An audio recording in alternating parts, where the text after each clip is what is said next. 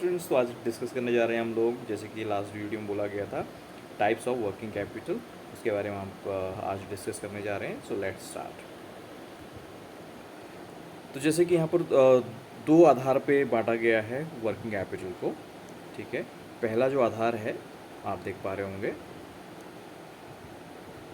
उदाहरणों के आधार पर, मतलब कॉन्सेप्ट्स के बेसिस पे। So on the basis of concepts, जो डिफरेंट कॉन्सेप्ट्स होते हैं, अवधारणाएं होती हैं, उनके बेसिस पे दो पार्ट्स में डिवाइड किया गया है, दो भागों में बांटा है वर्किंग कैपिटल को।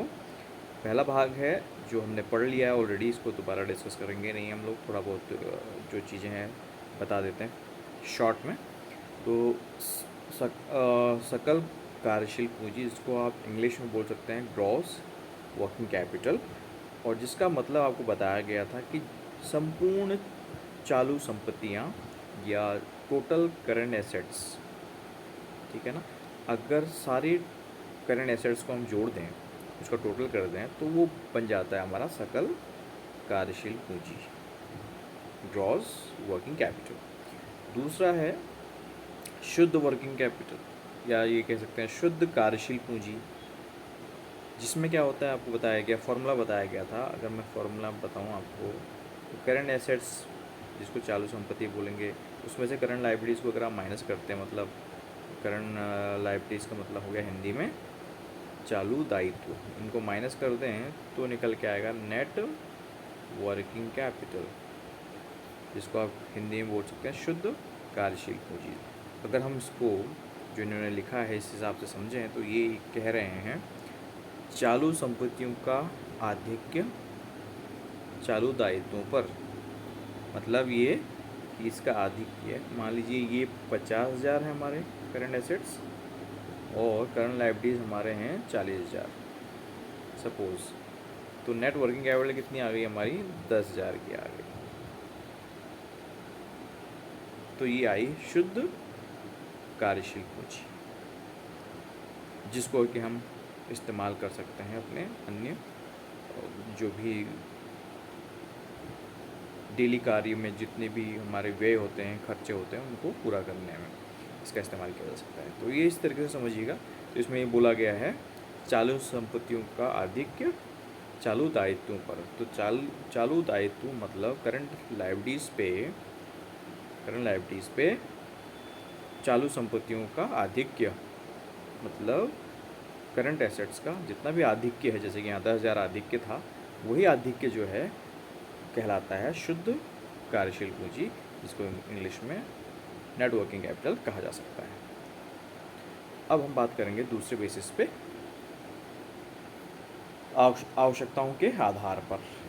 तो on the basis of need, और वी कैन से नेसेसिटी, उसके आधार पर हम बांटना चाहें वर्किंग कैपिटल को दो भागों में फिर से बांटा जा सकता है। पहला भाग जो है स्थायी व नियमित कार्यशील पूंजी, जो फिक्स वर्किंग कैपिटल बोल सकते हैं या रेगुलर वर्किंग कैपिटल बोल सकते हैं। इसका नेचर आप समझिए, या इसको हम प्रकृति के अनुसार भी इसको समझ सकते हैं, या प्रकृति के अनुसार या प्रकृति के आधार पर भी इसको बांटा गया माना जा सकता है। तो इसका मतलब ये है कि जो ऐसी कार्यशील पूंजी जो हमें नियमित तौर पर एक बनाए रखनी पड़ती है अपने व्यवसाय में। ठीक है ना, मान लीजिए हमने ये सोच लिया कि हमने जो सामान बेचना है, कम से कम हर महीने में हमने, या हर एक दिन कम से कम 500 यूनिट्स, या 500 कोई भी सामान जो हम बेच रहे हैं उसका 500 यूनिट्स है ना, 500 क्वांटिटी में वो सामान हमारे पास हमेशा अवेलेबल रहना चाहिए, हमेशा हर दिन रहना चाहिए। अगर हमने ये सोच लिया तो इसका मतलब 500, मान लीजिए कोई भी 500 आइटम्स हैं, सॉरी 500 आइटम्स का मतलब हो गया, जस्ट मिनट, 500 आइटम्स हैं और उसका प्राइस है मान लीजिए 10 रुपया, तो कितना हो गया, कितने का हो गया, 5,000 का। तो 5,000 रुपये के गुड्स हमारे पास हमेशा अवेलेबल चाहिए। तो 5,000 रुपये का खर्चा हमारे पास होना है, हमको 5,000 रुपये का खर्चा करके रखना है, तो इतनी वर्किंग कैपिटल हमारे पास हमेशा बनी रहनी चाहिए। तो ये होगी हमारी स्थायी या नियमित कार्यशील पूंजी। ठीक है, तो ये हमेशा फिक्स रहेगी आपकी, एक नियमित तौर पर ये बनाई जानी ज़रूरी है बिज़नेस में, व्यवसाय में। जैसे कि इन्होंने बहुत सारे एग्जांपल्स दिए हुए हैं, न्यूनतम स्टॉक बना के रखना है, रॉ मटेरियल का स्टॉक हमारे पास होता है। हम कोई सामान बना बना रहे हैं, किसी चीज़ के उत्पादक हैं हम लोग हैं, तो उसके लिए रॉ मटेरियल हमेशा हमको चाहिए तैयार।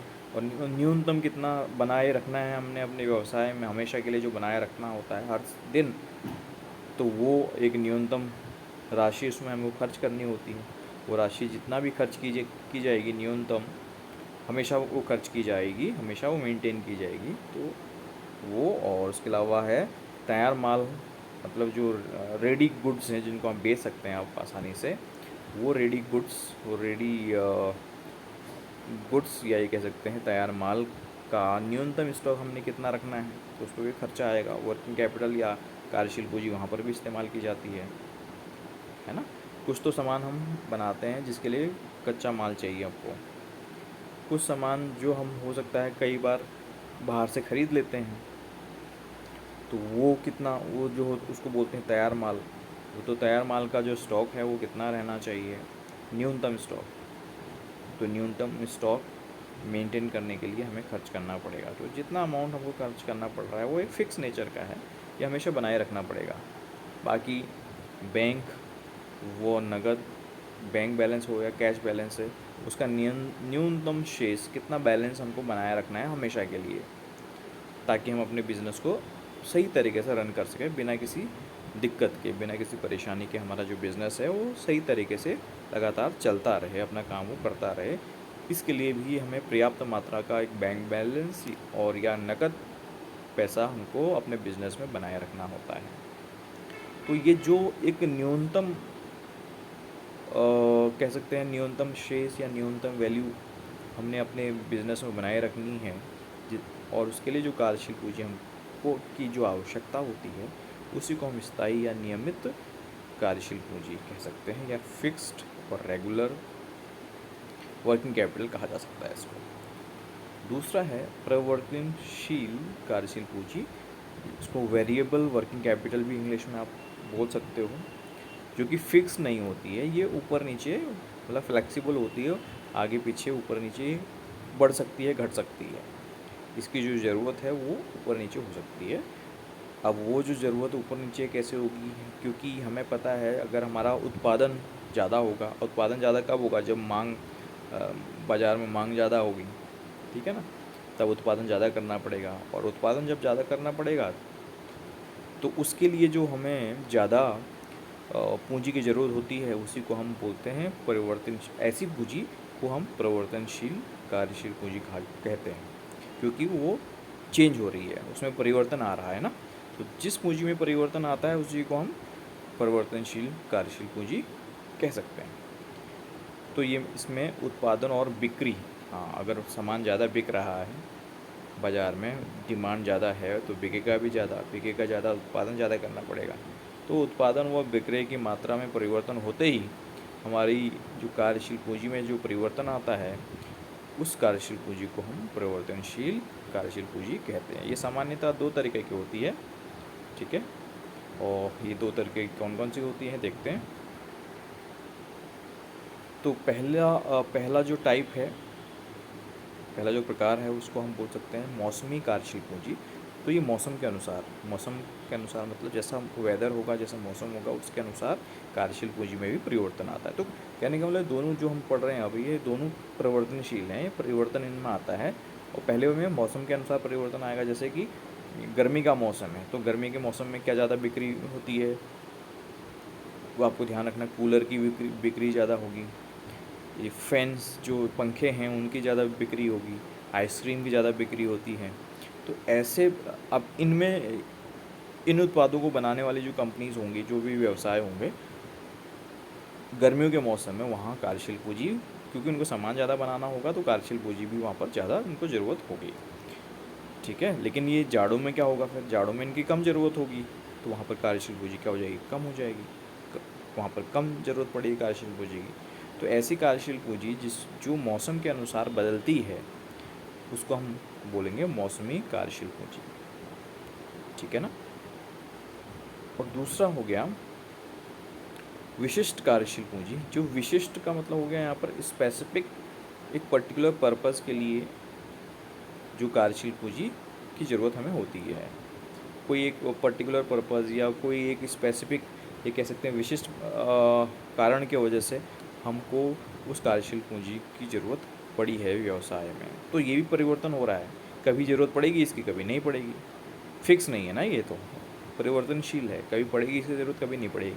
जैसे मंदी काल में कुछ सामानों की ज़रूरत हमको पड़ सकती है, जैसे कि अभी कोरोना काल चल रहा है। कोरोना के समय में वैक्सीन्स जो कंपनीज़ बना रही हैं, तो उन कंपनीज़ के यहाँ किसका उत्पादन ज़्यादा हो रहा है अभी? वैक्सीन के लिए।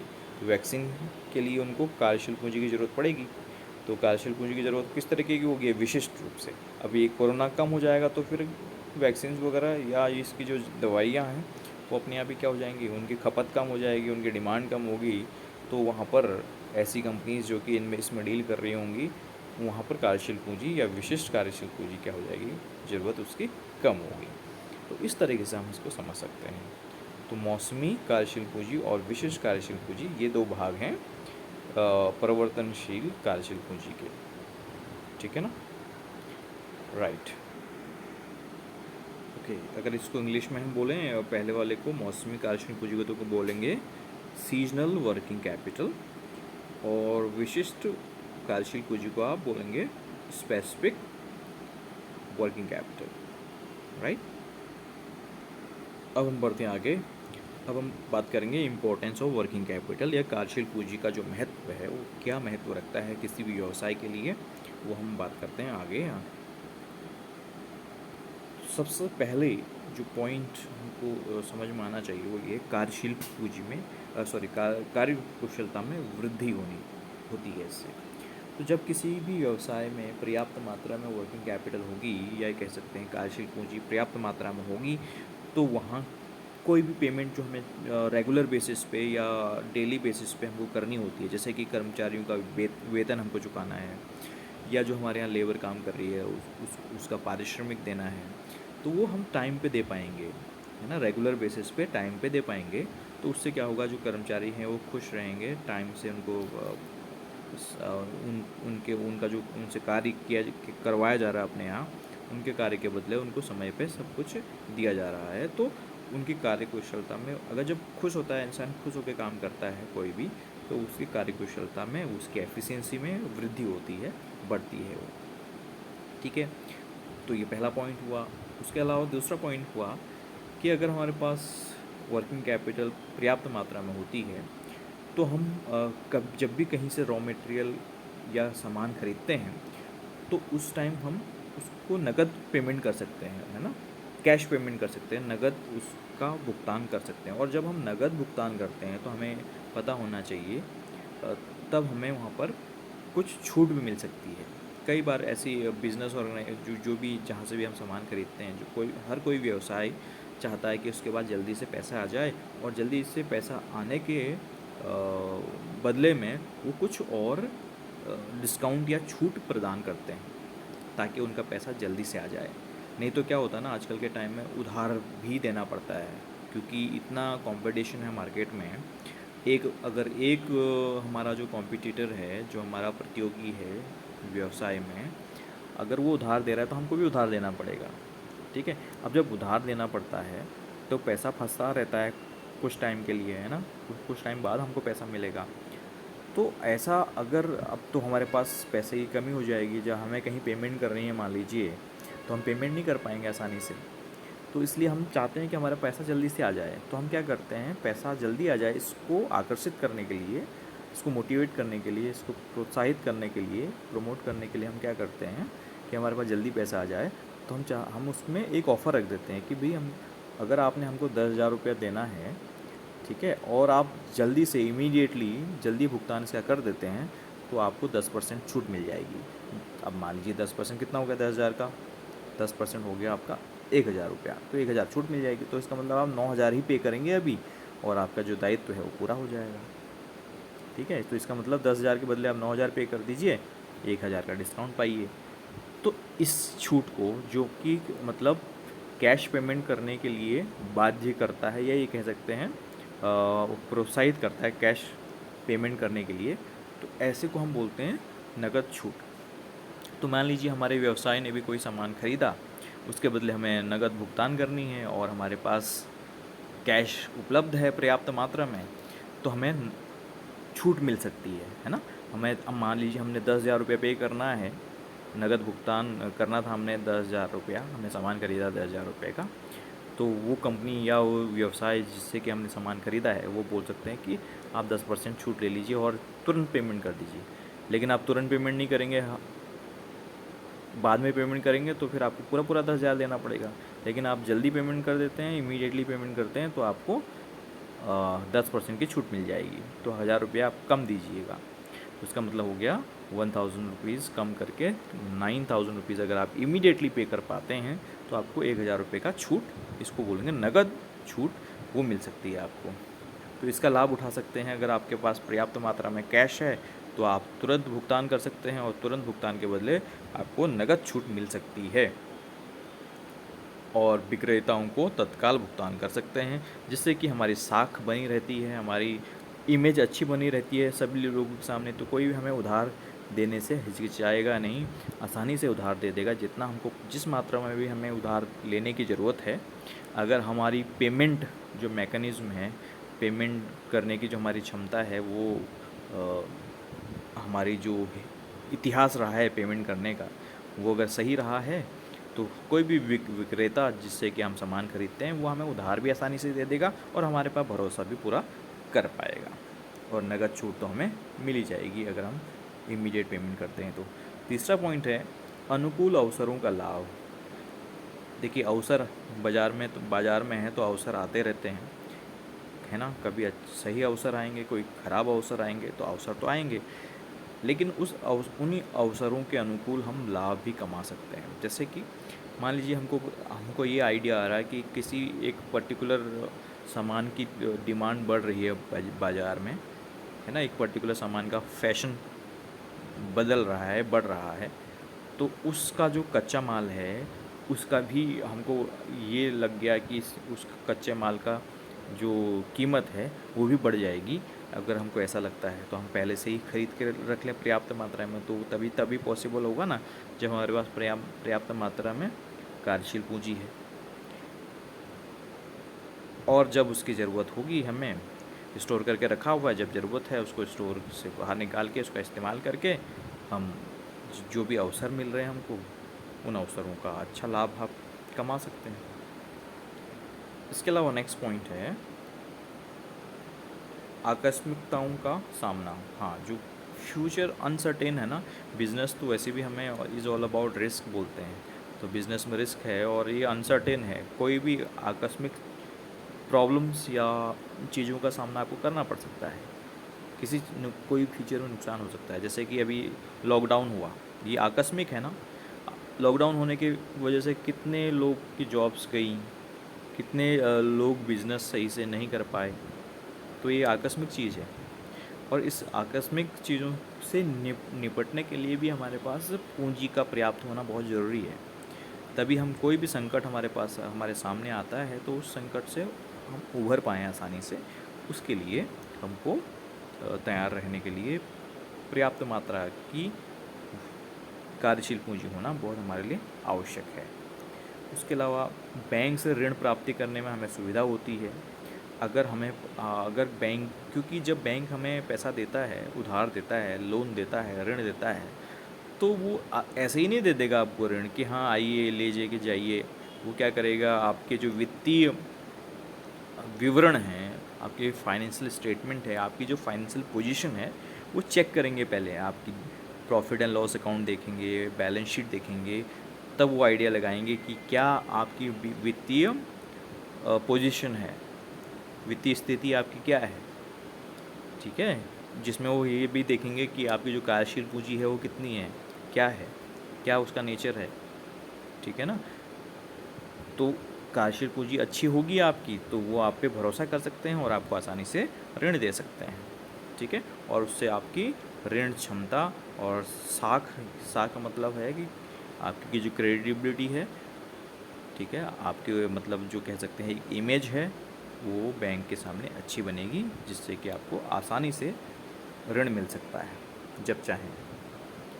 स्थायी संपत्तियों की उत्पादकता में वृद्धि, ये नेक्स्ट पॉइंट बताया गया है, जिसका मतलब ये हुआ स्थायी संपत्ति क्या हुई, जिसकी मशीन है ना। मशीन एक स्थायी संपत्ति है, फिक्स्ड एसेट्स है। तो इस मशीन की अब उत्पादकता में वृद्धि होगी, इसके द्वारा ये बोला गया है। अच्छा, ये तभी तो होगी ना जब हमारे पास पर्याप्त मात्रा में कार्यशील पूंजी है, हम रॉ मटेरियल टाइम से खरीद पाएंगे, तभी हम मशीन का इस्तेमाल कर पाएंगे, नहीं तो पड़े पड़े वो जंग लग जाएगा उसमें, ठीक है ना। तो उत्पादकता में वृद्धि तभी हो पाएगी जब अब पर्याप्त मात्रा में हमारे पास कार्यशील पूंजी है। उसको अच्छा हाँ, कई बार क्या होता है, मशीन की रख रखाव भी तो करना पड़ता है, उसका मेंटेनेंस करनी पड़ती है ना।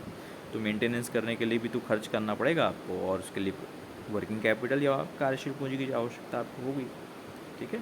नेक्स्ट पॉइंट है पर्याप्त लाभांश वितरण। लाभांश मतलब देखिए, जो भी कोई कंपनी से जुड़ता है तो कंपनी में जिन्होंने भी पैसा लगाया है, जो कि हमारे शेयर होल्डर होते हैं, ठीक है ना। अब वो शेयर होल्डर क्या एक्सपेक्ट कर रहे हैं, क्यों उन्होंने पैसा लगाया है कंपनी में, ताकि उनको जितना भी कंपनी के द्वारा लाभ कमाया गया होता है उसका अंश उनको दिया जाए। लाभ का अंश को ही बोलेंगे लाभांश। तो कंपनी के द्वारा कमाया गया लाभ होता है, वो बढ़ता है किसको, शेयर होल्डर्स को, जो भी मालिक हैं उसके सभी मालिकों को। क्योंकि कंपनी होती है तो कंपनी के बहुत सारे मालिक हो सकते हैं, एक ही मालिक नहीं होता है। नॉर्मली पब्लिक से भी पैसा लगाया गया होता है तो पब्लिक भी मालिक होती है उसकी। तो हर कोई शेयर होल्डर जो भी वहाँ रहेगा तो वो ये उम्मीद करेगा कि उसको लाभांश मिलेगा, और वो लाभांश पर्याप्त मात्रा में सही समय पे मिलना चाहिए। वो तभी पॉसिबल है, तभी आप पूरा उसको कर पाएंगे जब कंपनी के पास पर्याप्त मात्रा में कार्यशील पूंजी है, तभी उसका वितरण आप समय से पर्याप्त मात्रा में कर पाएंगे। तो जल्दी से देख लेते हैं अगला पॉइंट क्या डिस्कस करना है, disadvantages of excessive working capital. हाँ, अगर ज़्यादा मात्रा में हमारी वर्किंग कैपिटल हो गई तो भी वो हमारे लिए बहुत अच्छी बात नहीं है। तो आवश्यकता से अधिक कार्यशील पूंजी की होने के दोष भी हैं, कुछ दुष्परिणाम भी हैं कह सकते हैं। देखिए, वर्किंग कैपिटल में बहुत सारी चीज़ें हैं ना, मैंने आपको ये बताया था, डेटर्स भी यहाँ पर इंक्लूड होते हैं। हमारे जो देनदार हैं, इनको डेटर्स इंग्लिश में बोलते हैं। तो अगर ये हैं तो ये भी तो करंट एसेट्स या चालू संपत्ति का ही पार्ट है ना। तो ये अगर बहुत ज़्यादा मात्रा में है मान लीजिए, तो इसका मतलब क्या हुआ कि हमने उधार माल ज़्यादा बेचा है, हमने उधार ज़्यादा बेचा है, तो इसका मतलब पैसा हमारे पास जल्दी जल्दी नहीं आएगा, है ना। तो ज़्यादा उधार बेचना भी तो अच्छी बात नहीं है। अगर ज़्यादा उधार बेचा गया है तो कहने का मतलब हमारी वर्किंग कैपिटल तो ज़्यादा दिखाई जाएगी, क्योंकि वर्किंग कैपिटल ज़्यादा होने का मतलब आपको पता चल गया ना, आपकी चालू संपत्ति ज़्यादा है, चालू संपत्ति में देनदार भी आया है, देनदार ज़्यादा होने का मतलब क्या हुआ, हमने उधार ज़्यादा बेचा, जिससे कि हमारी वर्किंग कैपिटल या जो कार्यशील पूंजी है वो भी बहुत ज़्यादा अधिक मात्रा में दिख रही है। आप ये हमें लगेगा कि ये है तो अच्छा, लेकिन इसके नुकसान भी हैं, क्योंकि पैसा हमारे पास आसानी से जल्दी से नहीं आएगा, ठीक है ना। तो इस सिचुएशन में क्या होता है, देखिए क्या क्या इन्होंने पॉइंट्स दिए हैं, क्या क्या इसके नुकसान हो सकते हैं। इससे हमारी साख जो क्रेडिबिलिटी है वो गिर सकती है, वो दोषपूर्ण हो सकती है। आसानी से कोई हमारे पास ऊपर भरोसा नहीं करेगा, वो ये जान लेगा कि हाँ इनकी तो इन्होंने ज़्यादा उधार में बेचा है, इसका मतलब इनका सामान कोई ख़रीदता नहीं कैश में, इनको उधार बेचना पड़ा है मजबूरी में, इनकी साख बहुत अच्छी नहीं है, ये समझ लिया जाएगा। ये भी समझ लिया जाएगा कि हाँ इनका जो प्रबंध है वो अकुशल है, प्रबंध की अकुशलता ये दिखाएगा, ठीक है। तीसरा पॉइंट जो है अनावश्यक स्कंध संग्रह। हाँ देखिए, स्टॉक, आप मैंने आपको बताया ना, वर्किंग कैपिटल में एक और पार्ट होता है इम्पोर्टेंट, स्टॉक, स्कंध बोलते हैं ना उसको हिंदी में, स्टॉक। जैसे रॉ मटेरियल का स्टॉक भी हो सकता है और गुड्स का स्टॉक भी हो सकता है। तो ये स्टॉक जो हमें मेंटेन करके रखना पड़ता है, ये हमने बहुत ज़्यादा मात्रा में रख लिया मान लीजिए, तो अगर स्टॉक बहुत ज़्यादा हो गया तो वर्किंग कैपिटल ज़्यादा होगी, वर्किंग कैपिटल ज़्यादा होगी तो हो सकता है वो बिके ना, ऐसे ही पड़ा रह जाए हमारे पास, तो ये भी सही चीज़ नहीं है। तो इससे भी एक गलत प्रभाव पड़ेगा।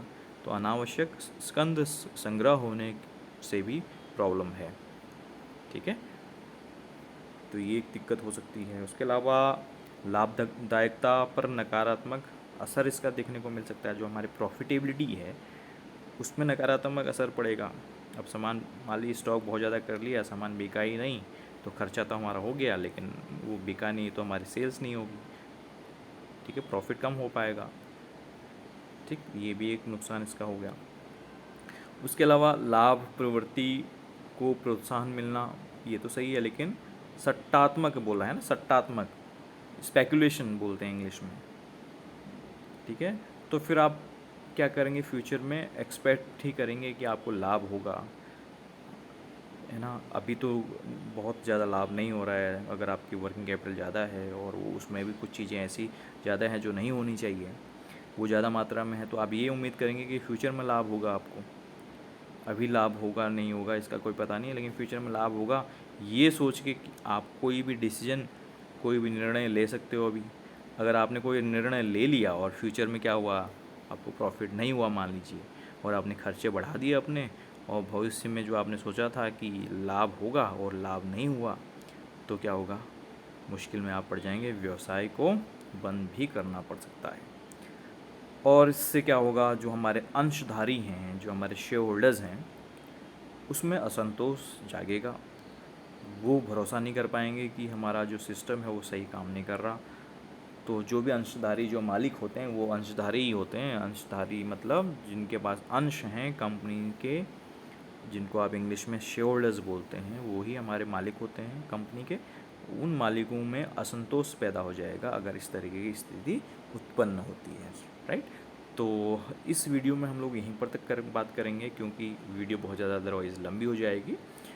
तो अगले वीडियो में कुछ चीज़ें और हम डिस्कस करेंगे, वो क्या डिस्कस करने जा रहे हैं नेक्स्ट वीडियो में देख लेते हैं।